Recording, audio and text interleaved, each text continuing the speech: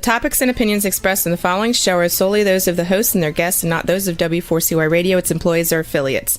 We make no recommendations or endorsements for radio show programs, services, or products mentioned on air or on our web. No liability, explicit or implied, shall be extended to W4CY Radio, its employees, or affiliates. Any questions or comments should be directed to those show hosts. Thank you for choosing W4CY Radio.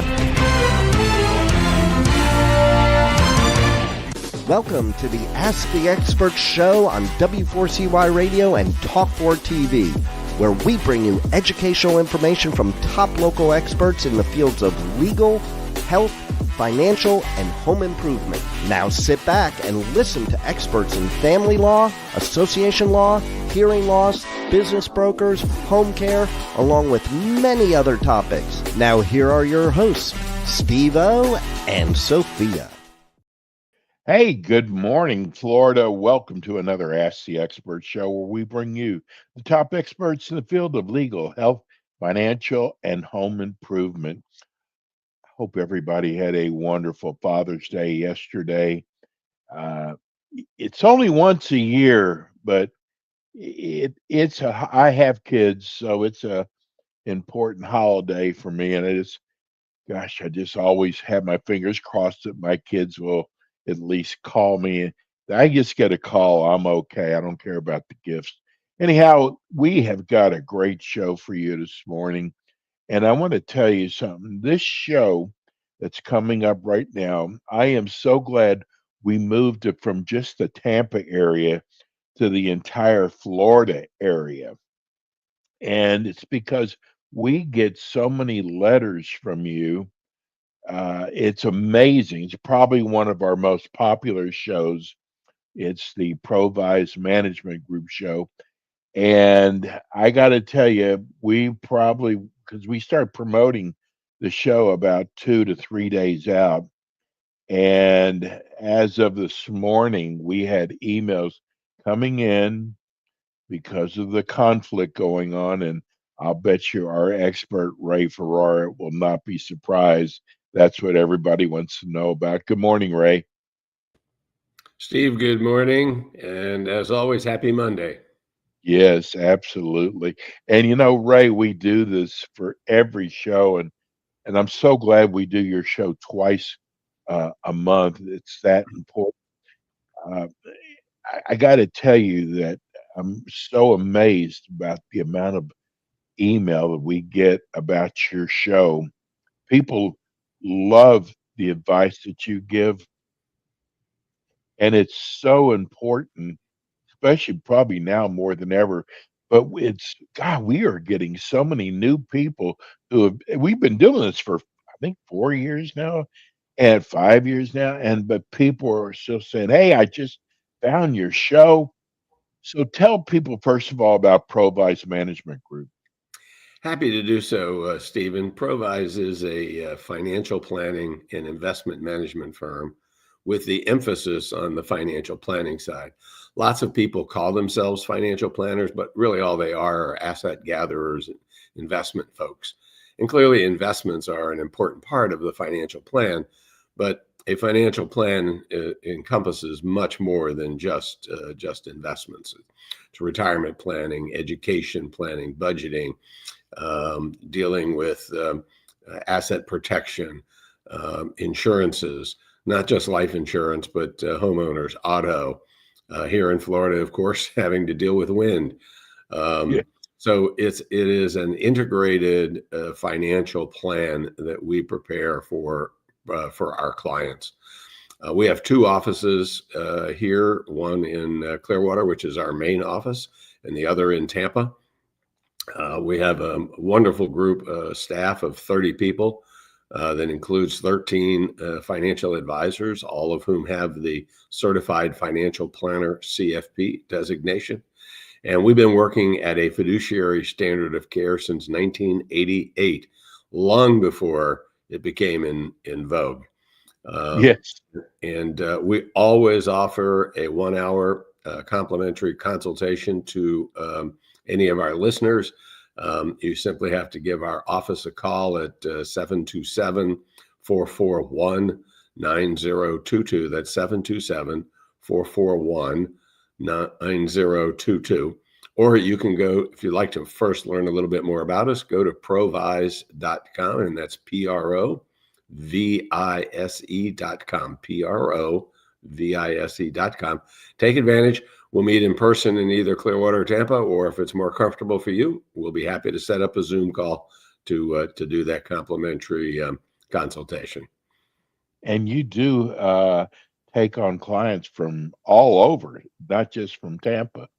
Well, not just in Florida. We actually have clients in over 30 states, and we're managing somewhere around $2 billion on behalf of our clients. Ray, do you ever look back from when you started Provise Management Group, where you've taken the company up to now? I'm a very optimistic person, Stephen, as you're aware, and I am a dreamer. But I never would have dreamed that Provise would have reached the size and the status that it has within the financial planning community. I'm very proud of the folks that have been part of Provise over the years, and particularly proud of the current team that we have.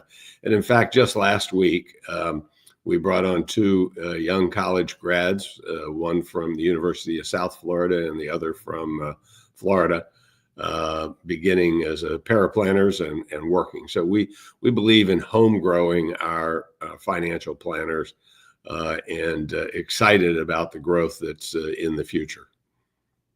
Well, what you've done is so amazing. So I was saying in the beginning of the show, we've gotten so many texts and emails, people wondering about the conflict in the Middle East now, and how is it going to affect the stock and bond markets, short and long term? And how should investors react? So, wow, that's a mouthful. Yes. So obviously the stock and the bond market have already reacted. Last Friday was a significant downturn for the market. It is bouncing back a little bit this morning, maybe about 40% of what it lost last Friday. So volatility is and continues to be the name of the game at the moment. And we're going to see continued volatility. We've seen the conflict continue over the weekend. And this morning, Israel basically says that they have control of the airspace over Iran, which is an unbelievable feat if, in fact, they have been able to do that. So now that leads us to what happens from here. So far, Iran's response has been directed at Israel. It hasn't had any of its surrogate organizations like Hezbollah and others that they have sponsored over the years to have retaliated yet. There's oil is up this morning again dramatically because of worried about supplies, even though Iran does not produce that much on the world markets. The balance would be destabilized. So far, the Israelis have stayed away from the oil fields and the manufacturing. And why would they do that when it's so important to Iran? Well, the biggest reason is that if they did it, it would drive prices up. And if there's anything that would upset the president of the United States, it's rising oil prices. And so my sense is that Israel is refraining from hitting the oil fields in Iran because it doesn't want to upset its good friend, the United States, and particularly it's our president. Also, one has to remember that for every, in round numbers, if you add $10 to a barrel of oil, you're going to increase inflation by 30 basis points, plus or minus 10 basis points, somewhere between 20 and 40 basis points, which is exactly the opposite of what the president wants to hear. So the muted response so far has indicated that the pieces simply need to come together so that there won't be inflation as a result of the oil. Now, what should an investor do in the short run? You're going to have to deal with the volatility. That's what you have to do. You're going to have to just stomach it. In the long run, there's been a lot of talk about trades that be made in the defense industry, trades that could be done in oil, et cetera. And if you're a short-term trader, which most of our listeners are not traders, there may be some opportunities that are there. But even then, I would caution about the short run with the volatility that's existing today.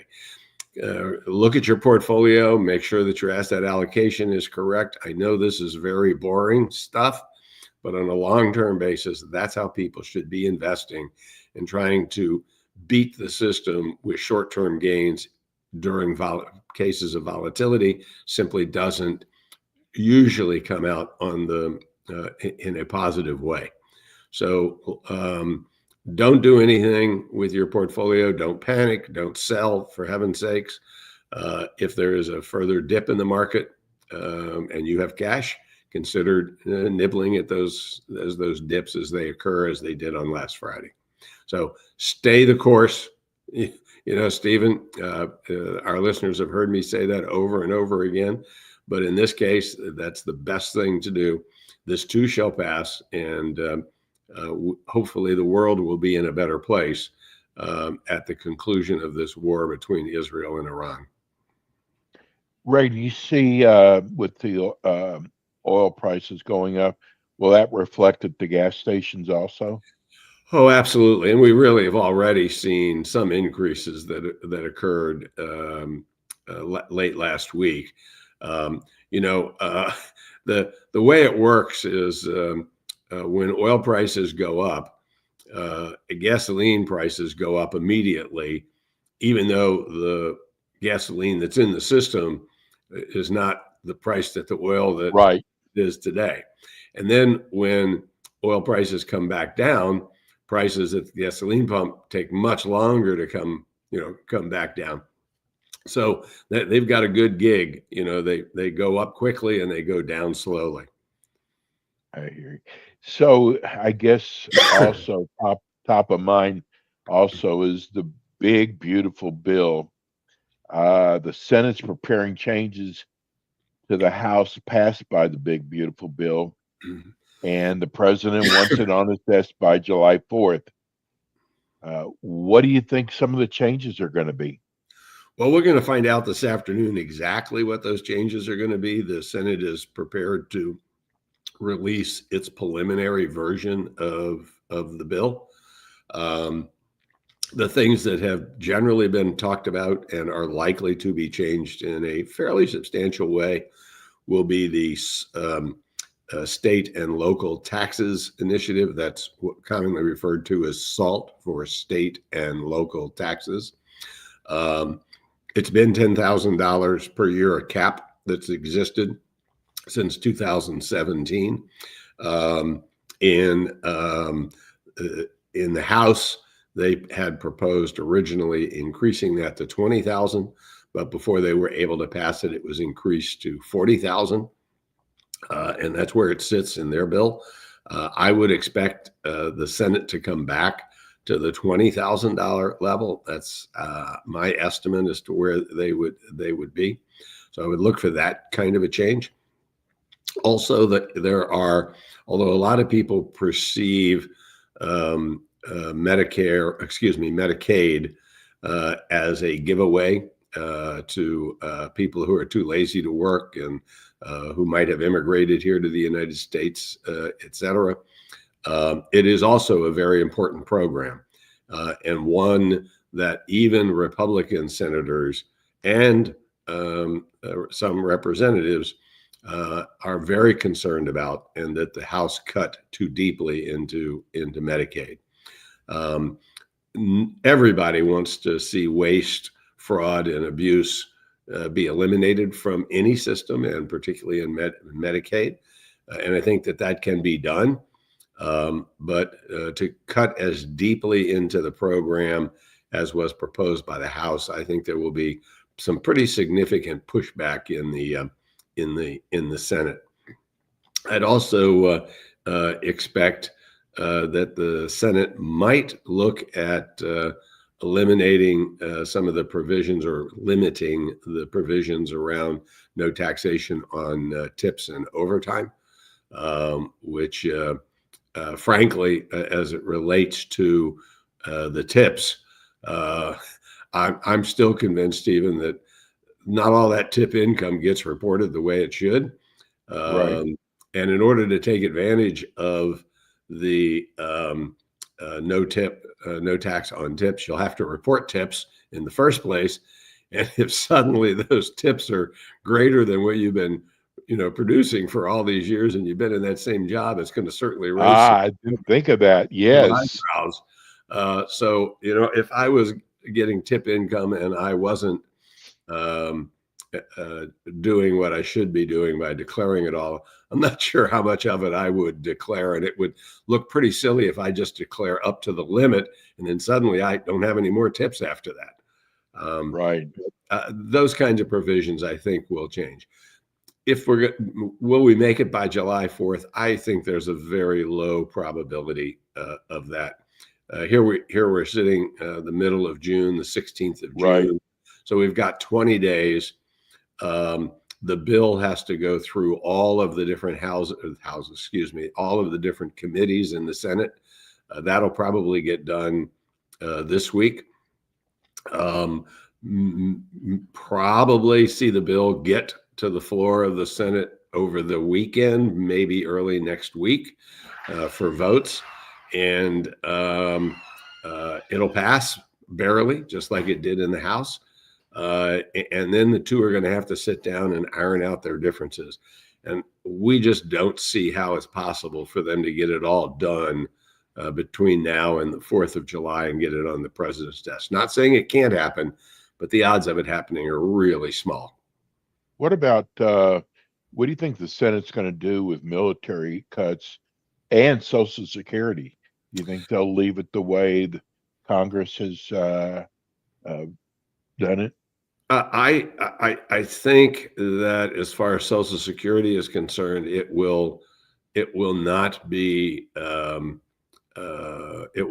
hurt in any way. The significant change that was proposed about not taxing Social Security was scrapped in the House bill, but they did give to seniors, which is an undefined term in the bill. It's assumed to be 65 and above, that they would get an extra deduction of $4,000 per year, which would save the average senior maybe in the neighborhood of $700,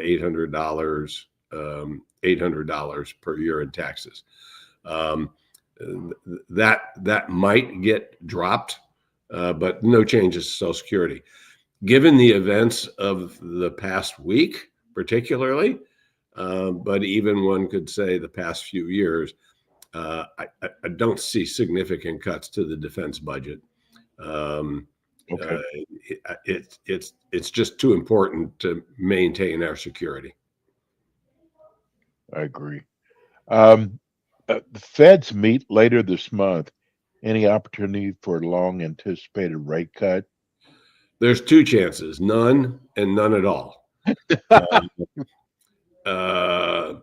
There's very few things that I feel absolutely positive about in a world of uncertainty, but I feel pretty confident that there is nothing that has occurred since the Fed met in May that would cause them to make a change in interest rates at this meeting. And the likelihood that it will occur at the next meeting is very small.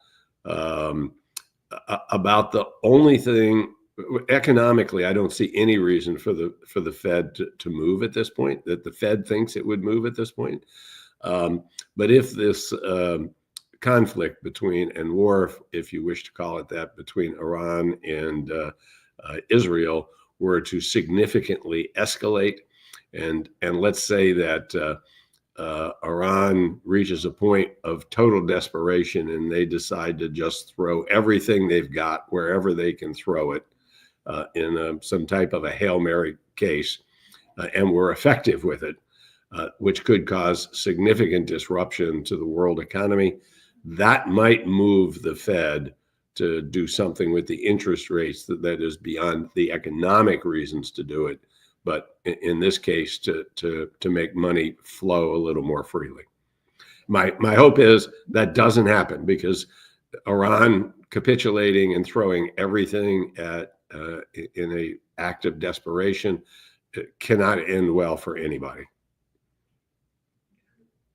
A lot of people are asking, do you think this is political while they're not cutting rates? It's a coin with two heads on it, and the other coin that I have in my pocket has two tails on it. Okay. When you look at the facts, you can make an argument that the Fed should cut interest rates from an economic point of view. You look at the same set of facts, Stephen, and you can make an equally strong argument that they should not. At the moment, we believe that the Fed should stay put. That from an economic standpoint, there is no reason to cut the rates. If we see job weakness and more cuts than there are new jobs being done, that would cause the Fed, from an economic standpoint, to cut rates. At the moment, we don't see that. We're still 140, 150,000 new jobs every month.